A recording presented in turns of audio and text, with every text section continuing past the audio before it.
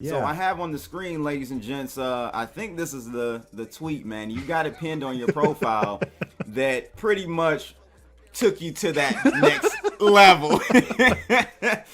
Of all Tell the us, things I've done in the world. yeah. And you never know. You got to just shoot, man. You got to keep shooting and see which one is going to hit. You Yeah. did a deadlift. You broke the women's deadlift, British women's deadlift record. Yeah.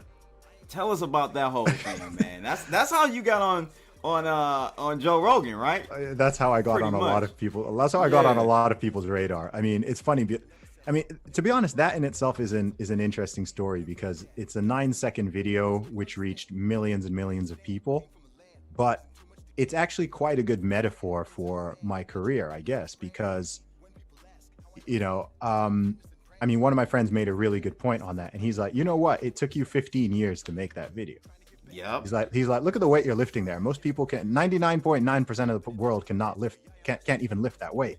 So some people are like, oh, anyone could have done that, and it's like, okay, yeah, you go do that video, you go break the record. And I think that's actually quite a good metaphor because on a surface level, it looks like, oh, this was just not much went into this. But if you kind of think of all of the things having to kind of align for it to even be possible, I think it's quite a good metaphor for not just my career, but I guess some aspect of success in general, where people kind of see the tip of the iceberg or a certain moment, but they don't see all the stuff that happened beforehand, whether that is the training or the hustle or the work and everything like that. So I'm gonna give you my interpretation of this tweet, Yeah, go ahead. and you let me know if I'm right or wrong. So you're essentially, are you saying that this world has lost its backbone as far as identifying or drawing a line where people identify, or is it more so, I don't know, like I just looked at it as, you know, in this society today, you can be whoever you want to be, but then it's a double-edged sword, right? So if you're gonna let me identify as a woman, then you gotta let me do, and I'm a man, you gotta let me participate in those sports or whatever it is as that person. And I don't personally have a problem with person identifying as a woman or man or binary. There's so many nowadays, I don't know, but it kind of give me your meaning behind this tweet, because that's what I kind of took it. Yeah, sure. So look, my point was pointing out the obvious, right? Pointing out that the emperor has no clothes in this whole argument. So for several years now, we've seen situations where this is happening for real, where you have biological males competing in women's sports and beating them for obvious reasons, because men, right? Because, you know, like it's not rocket science, you know. It's men and women are Men different. and women are not equal, right? Men and women we are different. We are different. You know, equal is an interesting word because it has multiple meanings. So we are equal in one sense and very not equal in another sense. And one of those senses would be physical capability in terms of strength, speed, endurance, etc. This is why we separate sports and why sports have been sex segregated for a very long time, right? Because this is obvious.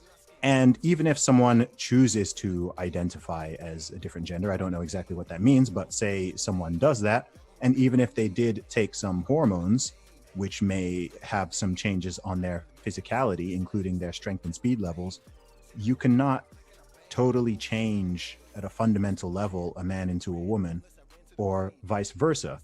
And to those who think that you can, then I would ask them, why am I not the British women's? All I was doing is, instead of getting angry at the situation and coming up with a long, drawn out Twitter thread about why this is a bad idea, I figured, okay, I'm just going to take your logic and run with it. That's all I've done. I'm taking your argument and I'm taking it to its conclusion. You've been telling me for years, you've been telling society for years that anyone is a man, a woman, whatever. You can be whatever you identify as. Not only can you be whatever you identify as, but in the world of sports, perhaps even changing rooms. Some people are now even talking about prisons, that you should be able to go into whichever gender you identify as, right? This is a fundamentally terrible ridiculous, stupid, dangerous what is going idea. So what is this? That's the symptom, right? That is the symptom of what the problem. What is the problem with society today? Why are we heading in this direction? Cowardice, primarily. Cowardice is a huge problem in society. If I had to boil it down to one word, I would honestly say that it's cowardice, because I believe that 90%, at least 90% of people, I don't think really believe a lot of the things that they say, but they know that there can be potential consequences if they do not go along with, I don't even want to say the majority opinion, because it's not the majority opinion, but certain opinions or certain minority opinions, which for whatever reason have been deemed to be the so-called politically correct position. So the politically correct position in the modern Western world as of 2020, I mean, this has changed even just in the past 10 years, right? This is not a global phenomenon. It's not a historical phenomenon.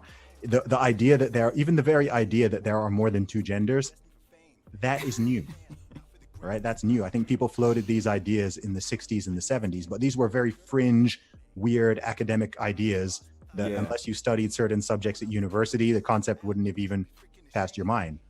And now this is just supposed to be accepted as some sort of gospel truth, despite the fact that everyone knows it is not true. You can go outside and tell me how many different genders of people you see. Right? Go outside. Okay. I know it's we're on lockdown right now, so you might not see a lot of people depending on where you are, but go outside. Right. Go to any city in the world. City in the world. Stand there and look at 5,000 people walk past and tell me how many different genders you see. You will see men and you see women. You will see males, you will see females. You can tell the difference. They look different. They act different. They are different. We know this.